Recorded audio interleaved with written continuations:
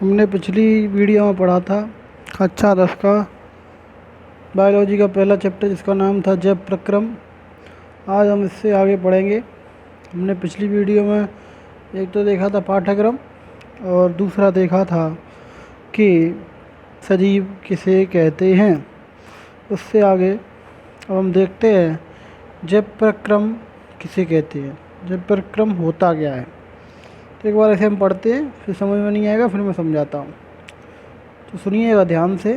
संपूर्ण जीवधारी कुछ विशेष क्रियाएं करते हैं। क्रियाएं आप जानते होंगे, नहीं जानते हैं चलो अभी मैं समझाता हूँ। वे भोजन को शरीर में पहुँचाते हैं, ये एक क्रिया है। उनसे पोषक तत्व प्राप्त करती हैं, ये भी एक क्रिया है। भोजन से ऊर्जा प्राप्त करते हैं, ये भी एक क्रिया है। उत्सर्जी पदार्थों को बाहर निकालते हैं, ये भी उनका एक क्रिया है। और अपने ही जैसे जीव उत्पन्न करते हैं, ये भी उनकी एक क्या है, क्रिया है। तो ये संपूर्ण आधारभूत क्रियाएं जीवधारियों द्वारा संपन्न की जाती हैं, मतलब की जाती हैं, जिससे पृथ्वी पर उनका जीवन संचालित होता है।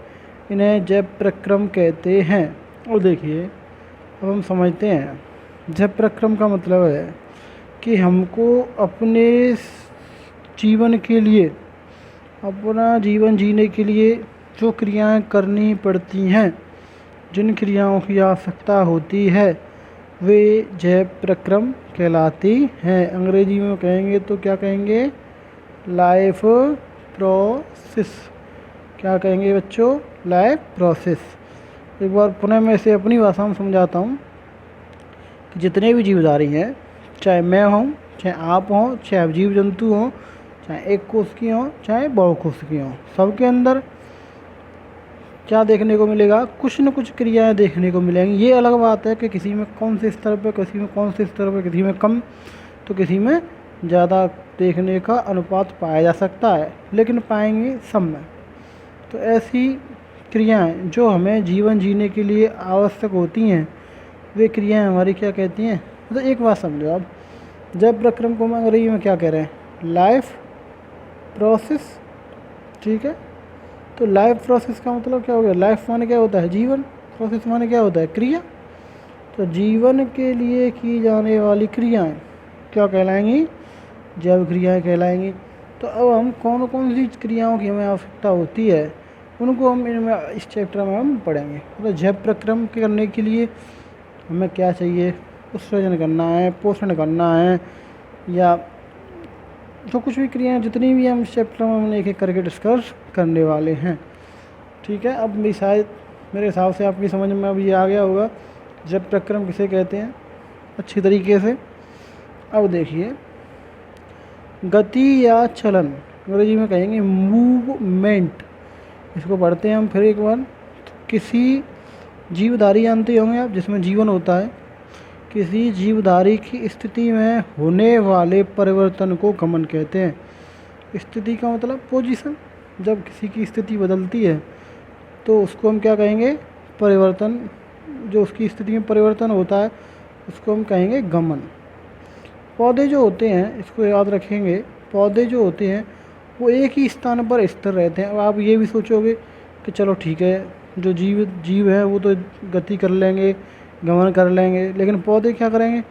पौधे जो होते हैं वो एक ही स्थान पर स्थिर रहते हैं, परंतु वे भी गति को प्रदर्शित करते हैं।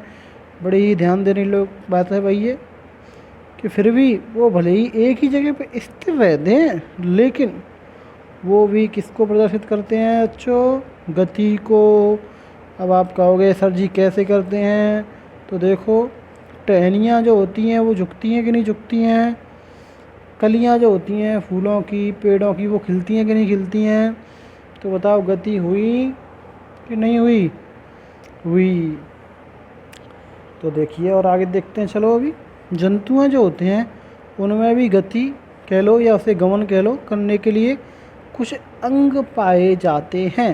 अब देखिए, जीव जंतु जो होते हैं इनमें गति या गमन करने के लिए कुछ अंग पाए जाते हैं, उन्हें कहते हैं विशेष अंग।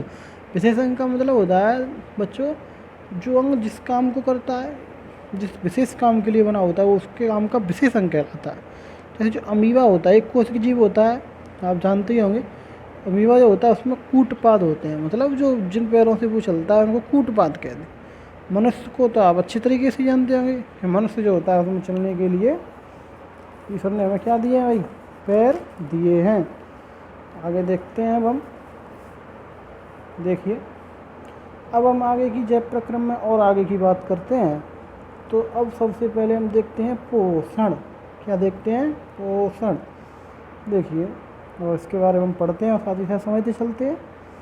तो पोषण जो होता है वो एक बहुत ही कैसी है, जटिल प्रोसेस है, कठिन प्रक्रिया है।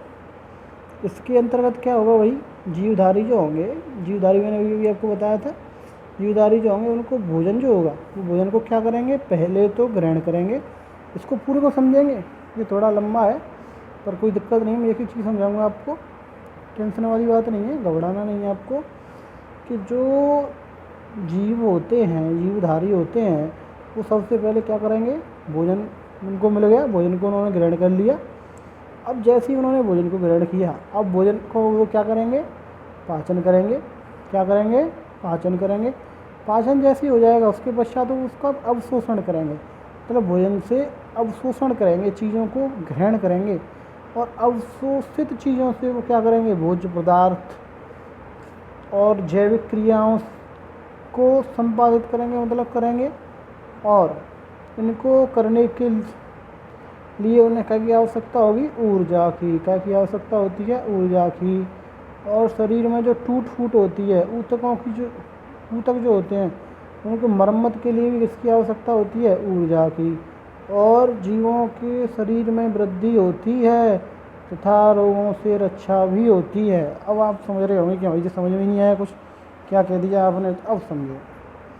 पोषण जो होता है, पोषण क्या होता है, पोषण एक ऐसी प्रक्रिया है, इस प्रक्रिया के अंतर्गत जीवधारी सबसे पहले भोजन प्राप्त करेंगे, भोजन ग्रहण करके उसका पाचन करेंगे।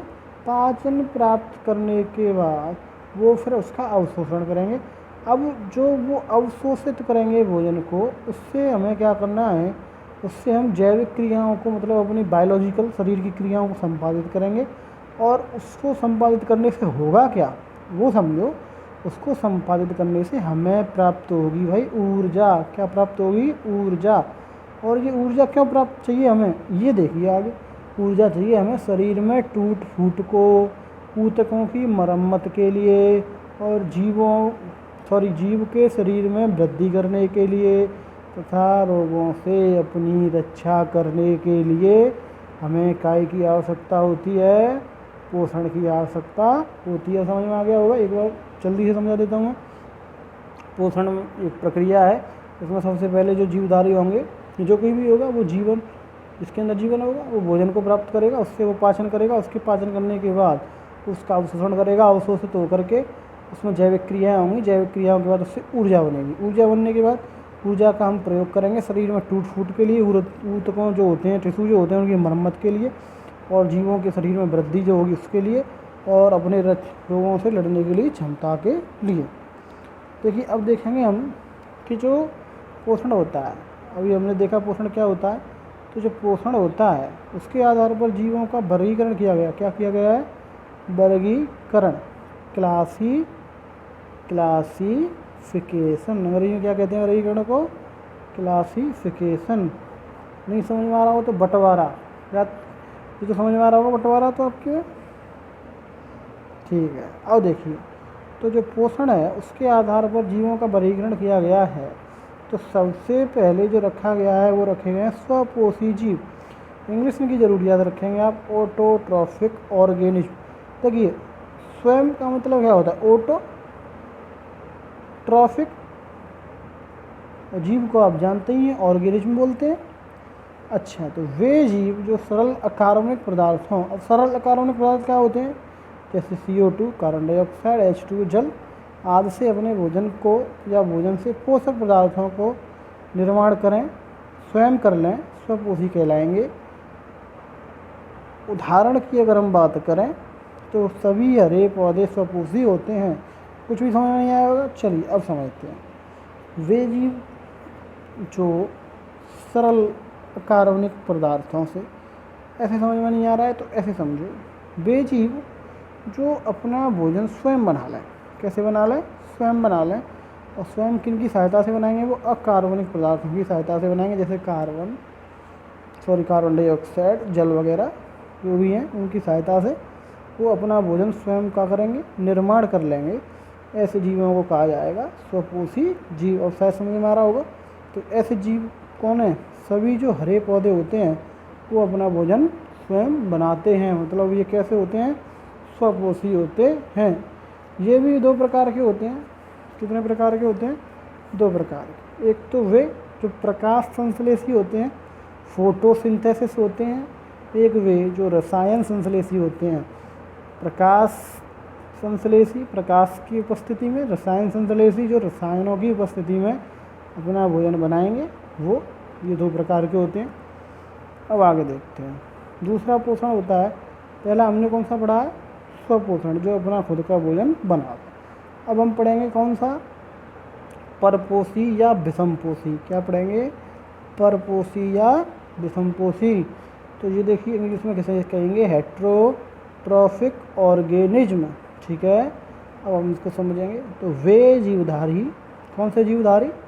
वे जीवधारी जो अपना भोजन स्वयं नहीं बनाते, उन्हें परपोषी कहते हैं।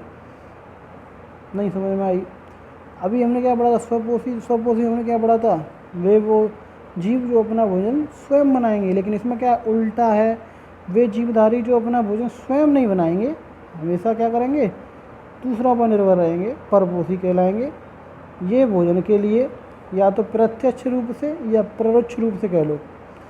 परोक्ष रूप से पौधों जो स्वपोषी होते हैं उन पर निर्भर रहते हैं। भोजन प्राप्त करने की विधि के आधार पर परपोषी को भी कई भागों में बांटा गया है। बात फिर समझ लो मित्रों, ये जीवधारी जो होते हैं वो अपना भोजन स्वयं नहीं बनाते हैं। ये क्या कहलाते हैं? परपोषी कहलाते हैं। ये भोजन के लिए प्रत्यक्ष रूप से किसी न किसी पौधे पर निर्भर रहते हैं। भोजन प्राप्त करने की विधि के आधार पर इनके कुछ प्रकार हैं, कुछ भागों में इनको बांटा गया है। इनको हम देख लेते हैं। इनमें से पहला है शाकाहारी, हर्बीवोरस।